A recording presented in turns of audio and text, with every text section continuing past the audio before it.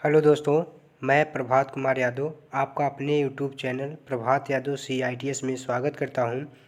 Friends, आज हम लोग देखेंगे बेसिक इलेक्ट्रिसिटी। तो दोस्तों आइए देखते हैं। आज का टॉपिक हमारा शानदार टॉपिक है, क्या? Basic electricity. दोस्तों, इसमें निचोड़ बेसिक इलेक्ट्रिसिटी के बारे में हम लोग जानेंगे। आइए दोस्तों हम लोग देखते हैं। तो दोस्तों, ये रहा हमारा बेसिक इलेक्ट्रिसिटी का थियरी। तो आइए देखते हैं। इसमें पहले देखते हैं दोस्तों, पदार्थ की अवस्था कितनी होती है। तो दोस्तों, पदार्थ की अवस्था मुख्य रूप से कितनी होती हैं? 3 होती हैं। कौन कौन? ठोस, द्रव, गैस। दोस्तों, 2 और होती हैं, एक प्लाज्मा होता है और दूसरा बोस-आइंस्टीन होता है। लेकिन दोस्तों, हम लोगों को मुख्य रूप से 3 ही पढ़ना है, ठोस, द्रव, गैस। दोस्तों, जो ठोस होता है उसका आकार कैसा होता है? निश्चित होता है। आयतन दोस्तों निश्चित होता है और द्रव्यमान भी निश्चित होता है। दोस्तों, ठोस का आकार, आयतन और द्रव्यमान तीनों निश्चित होता है। और एग्जाम्पल में अगर देखा जाए तो लोहा दोस्तों क्या है? ठोस है। लोहा क्या है? ठोस है। बात करें दोस्तों द्रव की। द्रव क्या है दोस्तों? द्रव का जो आकार होता है वो अनिश्चित होता है और आयतन निश्चित होता है। द्रव का आकार अनिश्चित, आयतन निश्चित और द्रव्यमान निश्चित होता है दोस्तों। तथा दोस्तों इसमें क्या होता है? एग्जाम्पल में पेट्रोल। तो दोस्तों, पेट्रोल क्या है? एक द्रव है। बात करें दोस्तों गैस की, तो गैस में जो है, गैस का आकार जो होता है अनिश्चित होता है और आयतन भी अनिश्चित होता है। लेकिन दोस्तों द्रव्यमान क्या होता है? वो निश्चित होता है। इसमें दोस्तों उदाहरण देखा जाए तो LPG गैस। LPG क्या है? गैस है। LPG गैस है। तो फ्रेंड्स आगे बात करें, आइए देखते हैं। दोस्तों आगे बात करें तो हमारा अगला टॉपिक है अणु। दोस्तों अणु क्या होता है? तो अणु दोस्तों वो पदार्थ का वह छोटा कण है जो रासायनिक क्रियाओं में भाग ले सके और भौतिक रूप से स्वतंत्र हो, उसे क्या कहते हैं? अणु कहते हैं। दोस्तों ये पदार्थ का छोटा कण है और रासायनिक क्रियाओं में भाग लेता है और दोस्तों भौतिक रूप से क्या होता है? स्वतंत्र होता है। इसी को हम लोग क्या कहते हैं? अणु कहते हैं। बात करें दोस्तों परमाणु की, तो दोस्तों जो परमाणु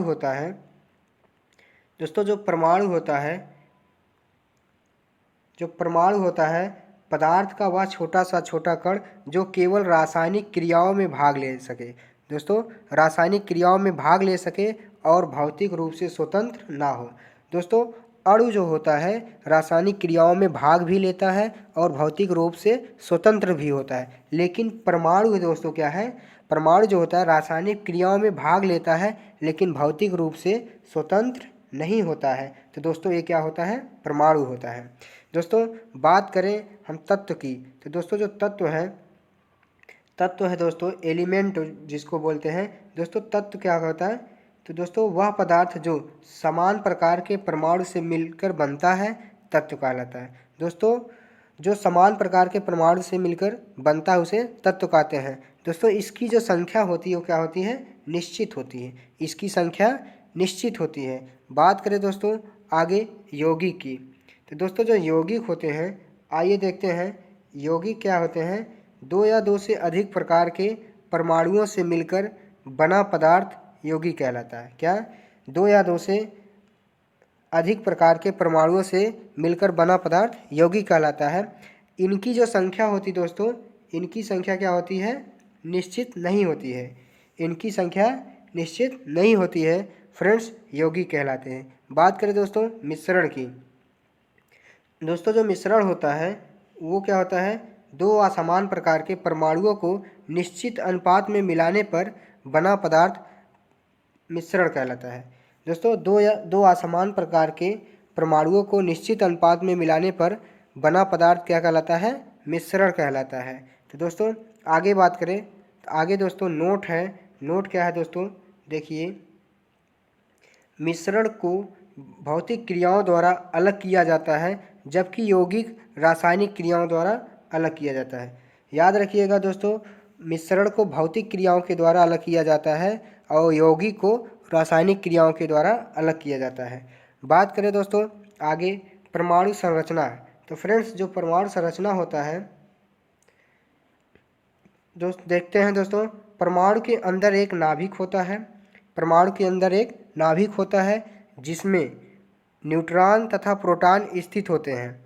दोस्तों परमाणु के अंदर एक नाभिक होता है जिसमें न्यूट्रॉन तथा प्रोटॉन स्थित होते हैं और नाभिक के चारों ओर इलेक्ट्रॉन अपनी कक्षा में चक्कर लगाते हैं। दोस्तों नाभिक के चारों ओर इलेक्ट्रॉन अपनी कक्षा में क्या करते हैं, चक्कर लगाते हैं।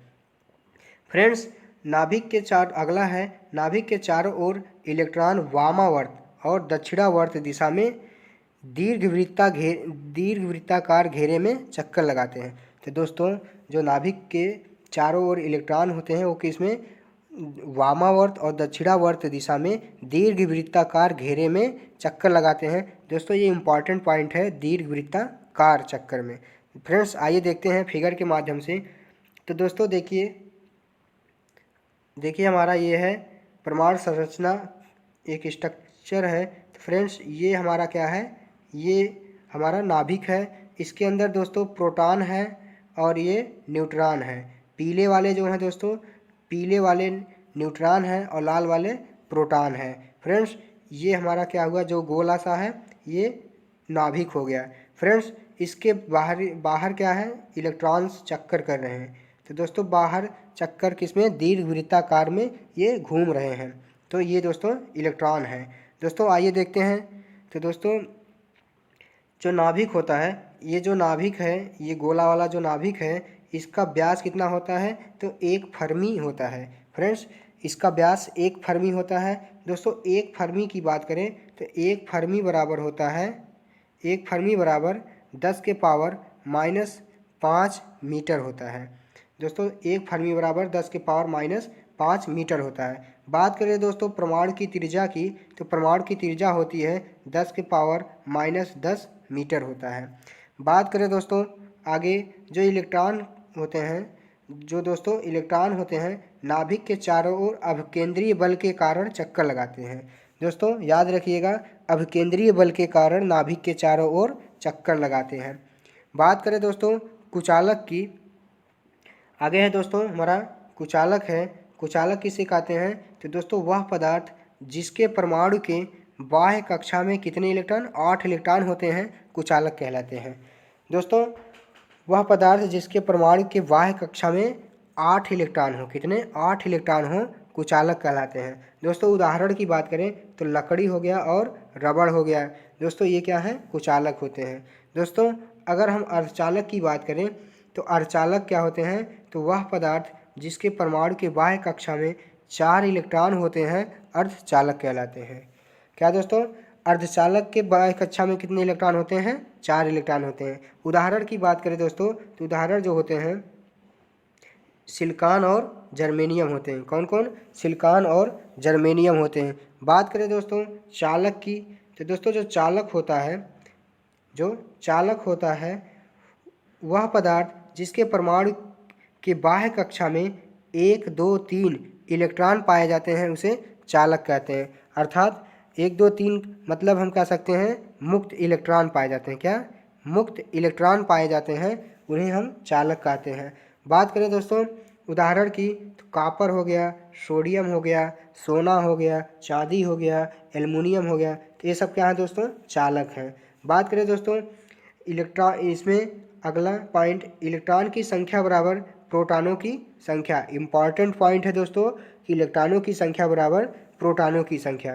दोस्तों न्यूट्रॉन जो एक अस्थायी कण होता है, न्यूट्रॉन जो होता है दोस्तों एक अस्थायी कण होता है। दोस्तों परमाणु भार की बात करें तो परमाणु भार बराबर होता है न्यूट्रॉनों की संख्या प्लस प्रोटॉनों की संख्या। बात करें दोस्तों परमाणु क्रमांक बराबर होता है इलेक्ट्रॉनों की संख्या या प्रोटॉनों की संख्या। तो दोस्तों ये परमाणु क्रमांक कहलाते हैं। बात करें दोस्तों इलेक्ट्रॉन की, तो दोस्तों जो इलेक्ट्रॉन होता है उसके बारे में अगर देखें तो दोस्तों ये जो है इलेक्ट्रॉन जो होता है कैसा आवेश होता है, इस पर ऋण आवेश होता है, मतलब माइनस चार्ज होता है। तो दोस्तों इस पे जो आवेश होते हैं -1.6 × 10⁻⁻⁹ कूलाम होता है। 19 कूलाम होता है। दोस्तों इसकी खोज की बात करें तो जे थॉमसन ने किया था। किसने? जे थॉमसन ने इसकी खोज किया था। बात करें दोस्तों इसके द्रव्यमान की, तो इसका जो द्रव्यमान होता है 9.1 गुणे 10 की पावर -31 किलोग्राम होता है। तो दोस्तों ये रहा इलेक्ट्रॉन के बारे में। आइए देखते हैं प्रोटॉन के बारे में। दोस्तों ये जो प्रोटॉन होता है, प्रोटॉन पे कैसा आवेश होता है?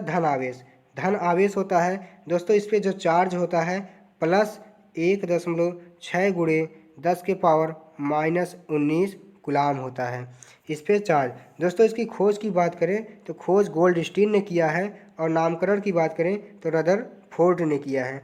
बात करें दोस्तों द्रव्यमान की, तो द्रव्यमान जो होता है 845 गुणे इलेक्ट्रॉन का द्रव्यमान अर्थात 1.67 गुणे 10 की पावर -27 किलोग्राम होता है।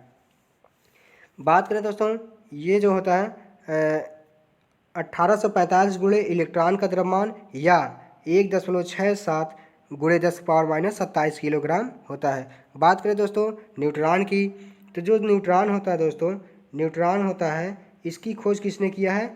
जेम्स चैडविक ने। किसने? जेम्स चैडविक ने। दोस्तों इलेक्ट्रॉन पर कोई आवेश नहीं होता है, कोई आवेश नहीं होता है। द्रव्यमान की बात करें प्रोटॉन के बराबर होता है। द्रव्यमान जो होता है इसका प्रोटॉन के बराबर होता है। क्या होता है प्रोटॉन का द्रव्यमान? 1845 गुणे इलेक्ट्रॉन का द्रव्यमान, इलेक्ट्रॉन का द्रव्यमान। और दोस्तों क्या होता है, और हम लोगों ने देखा है दूसरा देखा है इसमें, दूसरा 1.67 गुणे 10 के पावर -27 किलोग्राम। तो दोस्तों ये दोनों प्रोटॉन के क्या थे? द्रव्यमान थे। तो दोस्तों न्यूट्रॉन का द्रव्यमान प्रोटॉन के बराबर होता है। बात करें दोस्तों धारा की, तो धारा क्या होता है दोस्तों?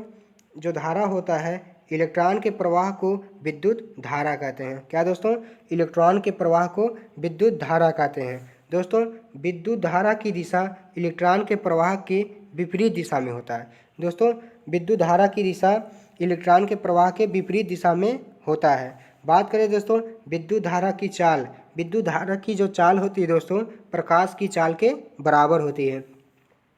दोस्तों प्रकाश की चाल कितना होता है? तो प्रकाश की चाल 3 गुणे 10 के पावर 8 मीटर प्रति सेकंड होता है। बात करें दोस्तों किलोग्राम में, तो 3 गुणे 10 के पावर 5 किलोग्राम प्रति सेकंड होता है।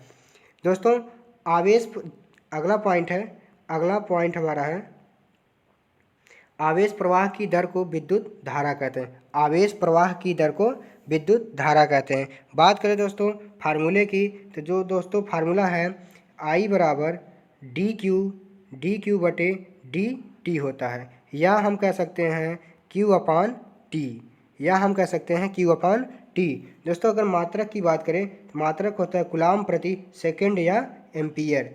कूलाम प्रति सेकंड या एम्पियर इसका मात्रक होता है। दोस्तों अगर इसको मापक यंत्र की बात करें किससे मापा जाता है, तो दोस्तों एमीटर के द्वारा। किससे? एमीटर के द्वारा इसे मापा जाता है। बात करें दोस्तों इसे परिपथ में कैसे जोड़ा जाता है, तो दोस्तों परिपथ में एमीटर को परिपथ में श्रेणी क्रम में जोड़ा जाता है। एमीटर को परिपथ में श्रेणी क्रम में जोड़ा जाता है।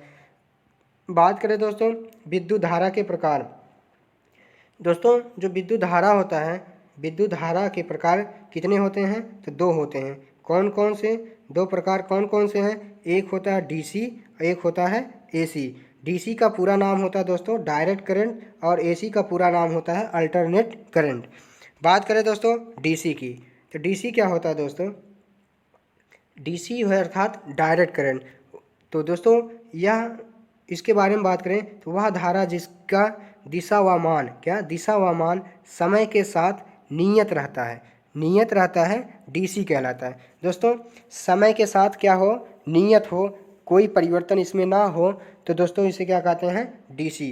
तो दोस्तों ये डायरेक्ट करंट कहलाता है, इसमें कोई परिवर्तन नहीं होता है। फ्रेंड्स आगे बात करें तो दोस्तों जो इसको हम क्या करते हैं, डीसी को संचित किया जा सकता है। क्या दोस्तों?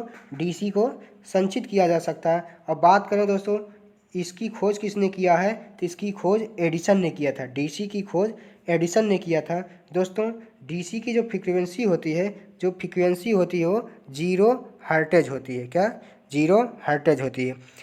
बात करें दोस्तों अल्टरनेटिंग करंट की, तो दोस्तों जो अल्टरनेटिंग करंट होता है वह धारा जिसकी दिशा व मान समय के साथ परिवर्तित होता है उसे एसी कहलाते हैं, उसे एसी कहते हैं। क्या दोस्तों? एसी कहते हैं। मतलब समय के साथ दोस्तों देखिए ये वोल्टेज है और ये टाइम है, तो दोस्तों टाइम के साथ क्या हो रहा है? परिवर्तित हो रहा है। तो दोस्तों ये क्या कहलाएगा? अल्टरनेटिंग करंट कहलाता है। बात करें दोस्तों इसके बारे में, तो इसके बारे में देखें दोस्तों, तो ये इसे संचित नहीं किया जा सकता, अर्थात इसे हम स्टोर नहीं कर सकते हैं।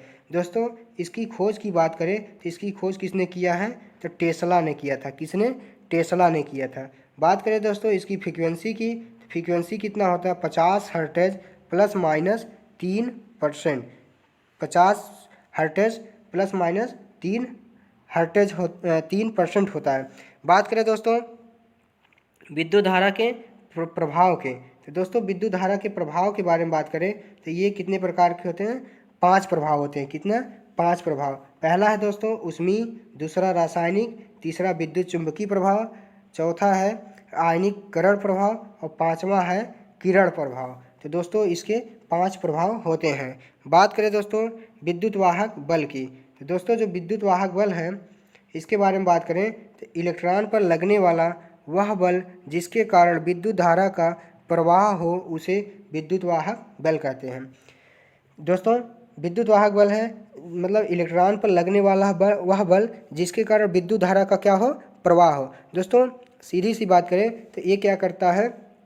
इलेक्ट्रॉन को पुश करता है, अर्थात दबाव डालता है आगे बढ़ने के लिए। तो दोस्तों इसे हम विद्युत वाहक बल कहते हैं। बात करें दोस्तों विभव की, विभव जो होता है दोस्तों इकाई आवेश को अनंत क्षेत्र में लाने में किया गया कुल कार्य क्या कहलाता है? विभव। दोस्तों इकाई आवेश को अनंत क्षेत्र में लाने में जो किया गया कार्य होता है वो क्या कहलाता है? विभव। विभव V बराबर होता है दोस्तों V बराबर होता है W/Q के।